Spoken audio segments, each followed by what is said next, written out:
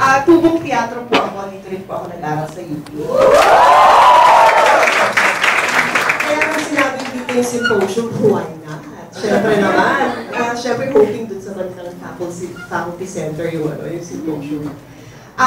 Tubong teatro po ako at gumanap sa Amaya, malaki pong difference sa pagiging theater actress. Pero, it's parang I am beginning to love it. Ito na po yung parang pangatlo kong teleserye sa GMA. Pero ito po yung talagang nagbigay sa akin ng malaking break. At hindi ko akalain na gaganap ako ng ganitong role.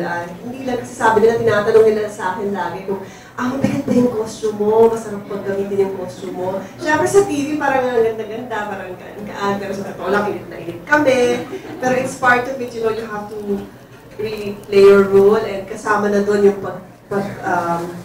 pagsuot ng mga damit na magbigat at magaganda naman.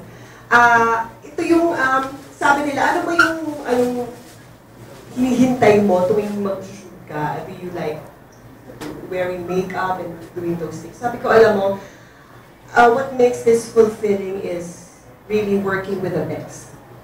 Hindi lang po yung director namin na napakamasayahin, na nagbibigay energy sa aming lahat. Hindi yung script na babasahin ko everyday. Of course, kailangan i-memorize yun ng mga days before. Kaya ako gusto ko i-memorize yung linya bago pumunta sa set kasi ayoko pupunta doon na nag-cram ako. Ang hinihintay ko sa mga bawat araw ng taping namin ay yung makatrabaho at nasa katabi ko at kasama ko sa TED si Miss Gina Alahar, sila Irma Adlawan, Ibang klase silang makatrabaho dahil natatawa ko pag nakikita niyo sila sa television, parang nako, magaling ang taray and everything. Pero pag nandun po sila sa loob ng TED, wala po kami ginawa doon kundi magchikahan, kumain, magbigayan ng pagkain, at ang saya-saya, yung fulfillment ng paggawa ng isang teleserye, hindi lang dun sa project Bilang artista, gusto ko yung pupunta ako sa set na yung kasama mo, you learn something from, like, of course, Miss Gina Alahar, of course, si Lucero. Tinatanong ako sa labas kanina kung ano daw yung ginagawa naming preparasyon. Ang maganda dito sa Amaya, lahat halos ng nakasama ko sa eksena, mapagbigay na aktor.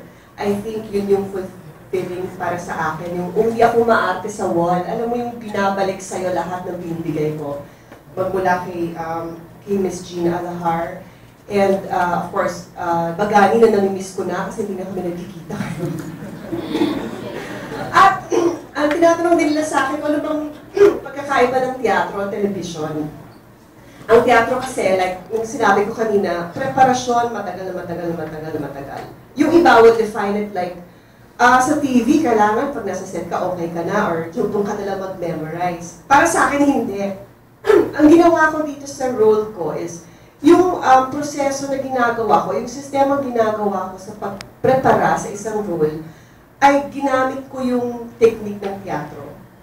Which I think made it effective kasi yung linya niya is so, hindi naman makabago yung linya. At yung preparasyon ng role, iisipin mo siya, hindi mo pwedeng gawin sa set yun Hindi mo pwedeng, you cannot lose yourself into it. You have to find yourself into the role. So, I guess that helps it. And hanggang ngayon, nag-enjoy ako sa pagganap na bilang Hara Lingayan. At marami pang mangyayari doon sa role ko. Yun, that makes it really exciting. Salamat po.